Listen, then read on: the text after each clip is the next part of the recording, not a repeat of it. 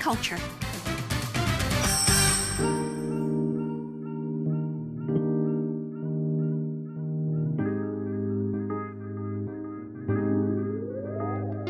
One thing I really love about our city is our long, seemingly endless hot summer days, as well as our fantastic world-class coastline. Together, it makes a great combo for water sports lovers.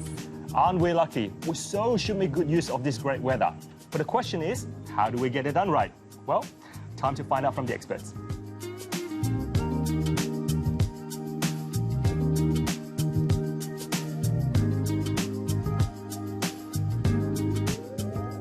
There is steady growth in the yacht market in Asia Pacific. So how are yacht companies or yacht manufacturers adapting new models to cater to the needs of the consumers? The international manufacturers are adapting all the time. The needs between the local buyers in Asia and the American and European markets are quite different. The use of the yachts here in Asia tends to be very versatile. So the buyers are looking for use of the yacht for private family time, party time, business entertainment. Besides size and the interior design, is there anything else that consumers look for nowadays? If the customers are going to invest in international product, typically Italian, then they're looking for that Western elegance, luxury. And they want the beautiful fittings, the beautiful colors, the combination of materials and fabrics and colors that you see on the yacht around us. And I think that's one of the defining things when our clients step into this market. They want something that's very different to the local offering. Can you tell us about this particular yacht? Yeah, certainly. Today we're sitting on the new S6. This is the first one that's arrived in the whole of Asia Pacific. It's a new model launched in the last 12 months. The specifics of this yacht is its sporty nature. It's a single deck yacht on the top. It's a very sleek profile, and one of the key features is how it splits the space between inside and outside space, which offers a very good balance for versatility for our local clients. The whole top half of this yacht is made from carbon fiber. Carbon fiber is a material used in high-end construction, supercars, and in construction where power, strength, and weight all combine. And what it does on this yacht, it reduces the weight at the top of the yacht. It reduces the center of gravity to the lower half, and it creates a very, very stable yacht ride.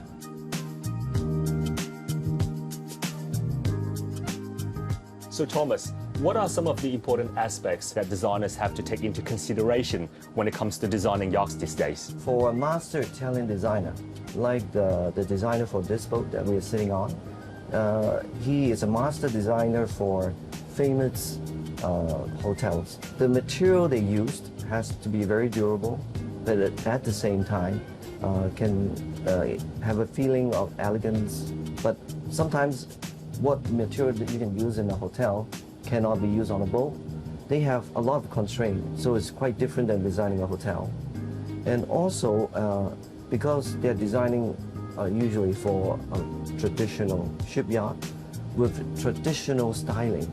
So the key is how to infuse their idea of elegance into a traditional shipyards that can still have a sense of signature, a tradition this shipyard has from many years ago.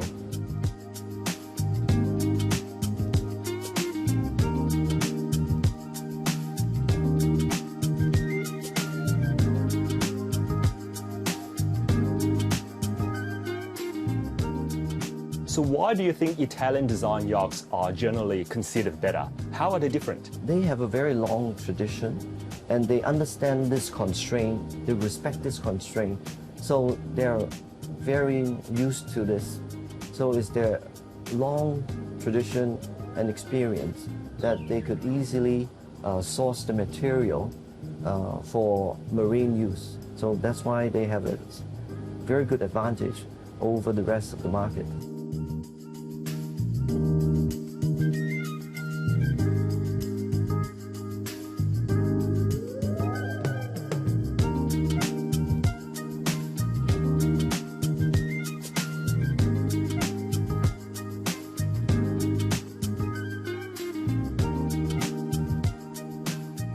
Having fun in Hong Kong waters with your kids and family is of course entertaining and delightful. But chatting with yacht experts and enthusiasts to learn more about the latest trends in the sailing yacht is also something great to do. For those who are interested in owning a boat, you just got to talk to seasoned yacht owners and see what are the key elements that they consider when purchasing a yacht.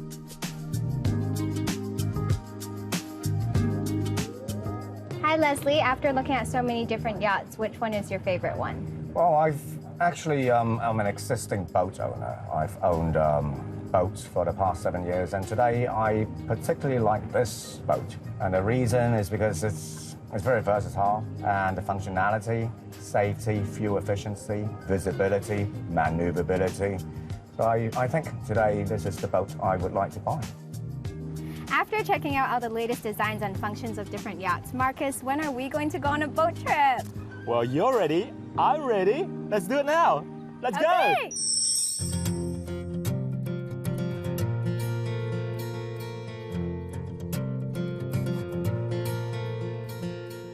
Over the past decade, we've always been talking about preserving heritage, as it can help us develop a sense of identity and continuity in this fast-changing world. There's certainly been a lot of buzz about building conservation, but I think just preserving buildings is not enough. Exactly. In my opinion, preserving intangible cultural heritage is equally important. Take food culture, for example. In this ever-changing world, it's really not easy to keep the original taste and quality of any traditional recipe. So Joyce, I'm curious, out of all Chinese regional cuisines, which one is your favorite? Well, definitely the Teochew cuisine, as I've loved it since I was a kid. Teochew cuisine is known for its labor-intensive cooking methods, and you can even see that in their cold dishes. Take this raw crab dish as an example. Chef uses multiple ingredients such as garlic, chili, soy sauce, fish sauce, and special homemade sauce to marinate the mud crab before putting it in the fridge. And it has to stay in the fridge for 24 hours at least. We all know that making the simplest things is the hardest. And I gotta say, this crab dish is so well done. The crab meat itself is almost sweet in taste. What an incredible dish.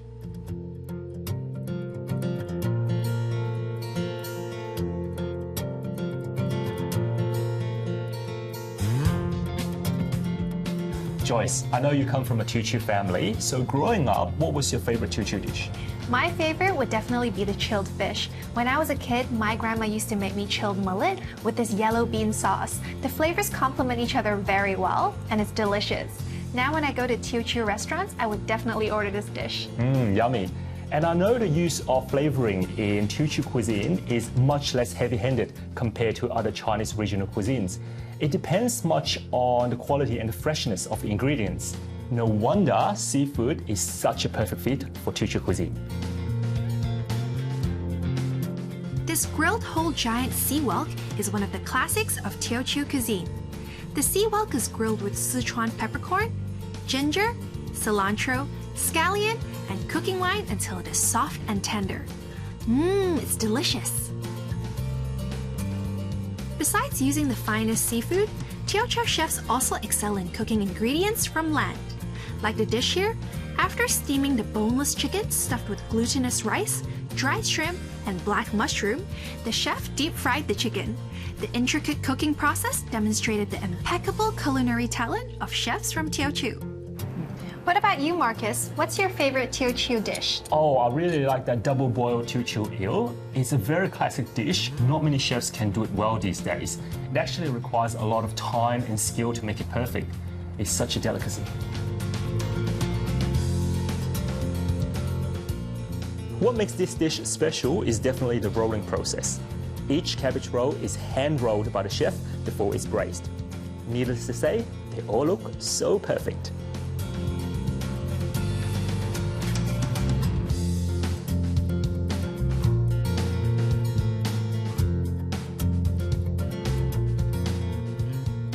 Speaking of the authentic handcrafted dish, how can we miss out this crab meat dumpling? The reason why this dish makes your jaw drop is not the way it looks, it is the way it cooks. After mixing the stuffing, the chef then wrapped everything with a thin layer of egg white. The steamed dumplings prove that Teochew cuisine is one of the most exquisite cuisines in China.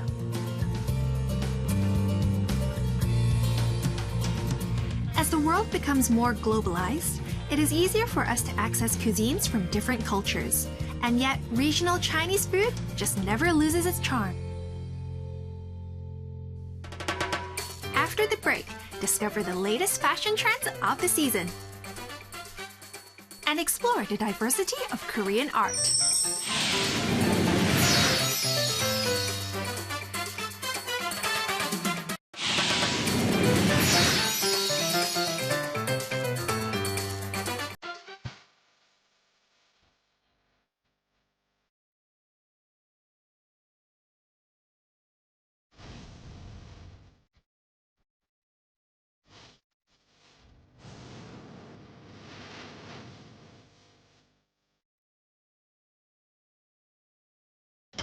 Working in the entertainment industry, we always have to attend different events and see lots of different people. So being at the fashion forefront is really important. Now, Bonnie, I know you like dressing up. What do you do to stay chic and stylish? Absolutely. I love dressing up for the part. In fact, if I want to up my game, I would always turn to fashion shows from around the world for inspiration. What about you, Des? You know, I think fashion shows are a great way of keeping ahead of trends and seeing what's coming out next season. But for me, fashion is not just about style. It's so much more. Along with a growing demand for eco-conscious products, we are now seeing more fashion labels move their needles towards responsible manufacturing practice. While style, comfort, and durability are elements that make fashion piece last, the quality of fabric also matters when it comes to garment production.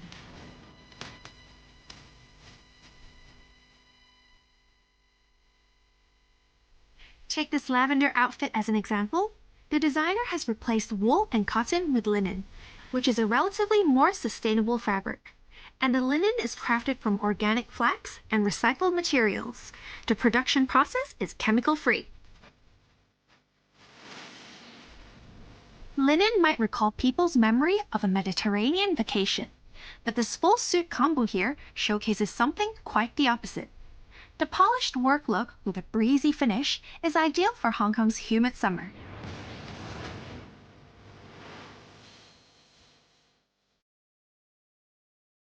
With organically sourced materials, this piece really showcases how style, practicality, and eco-friendliness can coexist in the same piece. What do you think, Des?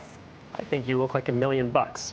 I really like this suit I'm wearing as well. It's made from a stretch linen. It's got a nice silhouette because it's a little bit more structured, but at the same time, it's still breathable and lightweight. And the best part about it is this linen is unlike traditional linen, so it doesn't get wrinkled as easily, so it's easy to take care of. It's a casual look, but I can also pull it off for a semi-formal work occasion.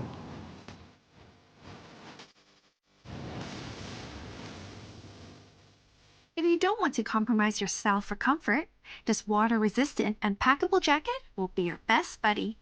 Pair it with above-the-knee linen shorts, and you're good to go on any summer expedition. For ladies who are looking for a fuss-free yet casually chic look, throwing on a moto jacket will help jazz things up. Made with sharkskin linen, the jacket is light, breathable, and soft, with a versatile piece for the warmer season. Gentleman's all-time favorite bomber jacket is now available for the summer wardrobe too, and this one comes with a fashionable linen twist. The neutral and more muted color tones in this outfit are great for mixing and matching, and these colors are also a great way to build a foundation for any wardrobe. But if playing it safe is a bit cliche for you, why not add a dash of color to your wardrobe? Taking fashion risk is fun. When it comes to adding color to your summer look, we'd say the more unexpected, the better. And this bright lime color echoes with a vibrant spring and summer aesthetic. As for the guys, gray has always been a great alternative to black. Pair this gray suit with a navy linen shirt for nice color contrast and a laid-back mood. Pulling off a sharp and eye-catching look will surely elevate your mood. An ombre sweater can even create a head-turning look.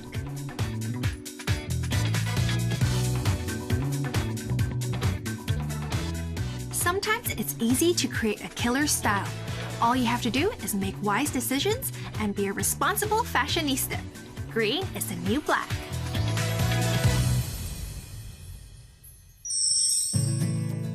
Korean wave has stormed the world in the past 2 decades.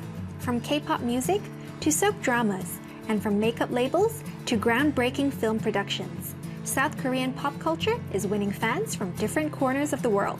It has even grown to become one of the most robust drives of global culture. The Korean arts and cultural scene is incredibly vibrant, and what continues to fuel the growth of the Korean wave is not just K-pop, but its contemporary visual culture is also something not to be missed.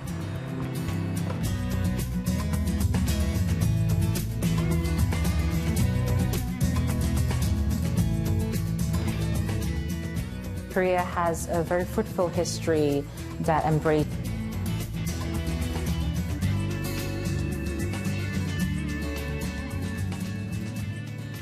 As I walked into the gallery, I noticed that all the exhibited pieces have the finishing color of indigo. This creates a very neat composition that showcases all the art piece in a very synchronized way. But as you move closer and you look at each individual art piece, you'll recognize that the art techniques and medium used are very diversified, showing that each Korean artist is unique in its own way.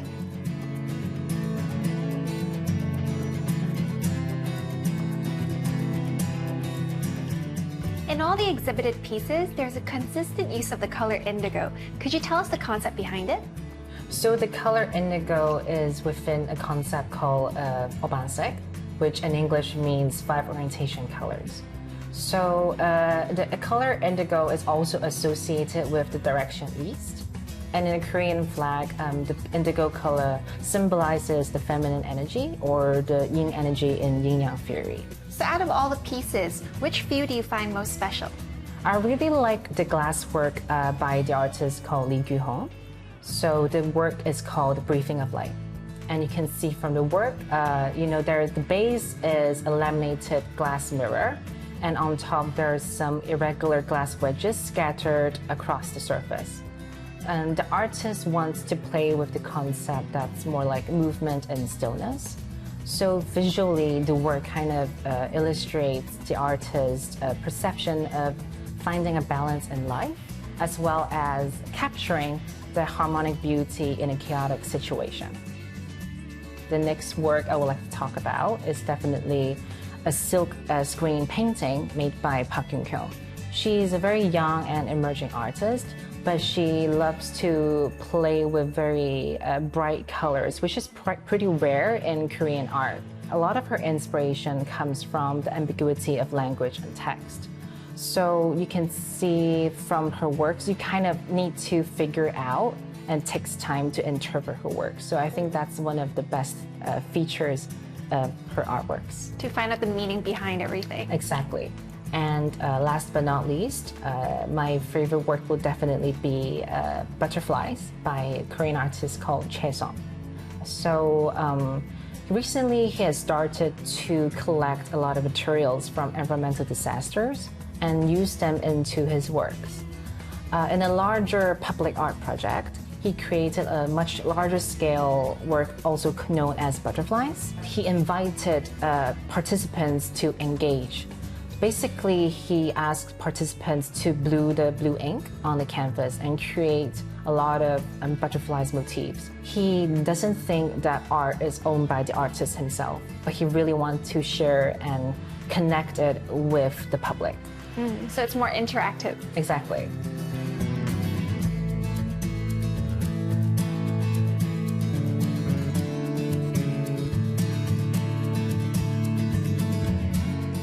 It's not often that I get to encounter Korean art during my visits to galleries in Hong Kong. I find contemporary Korean art very intriguing, and it's definitely an area worth exploring. That's all the time we have for this week's episode. If you want to find out more about what we've introduced, remember to log on to our website.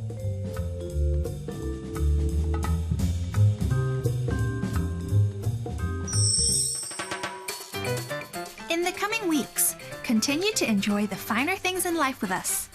Besides having your favorite cuppa using the latest brewing technology, we will also explore Hong Kong's dining scene with one of the most successful restaurateurs in town. Discover the fun that afternoon tea has to offer nowadays, and also sit down and talk about the art of living with artist and curator Sin Sin Man. Join us again next time!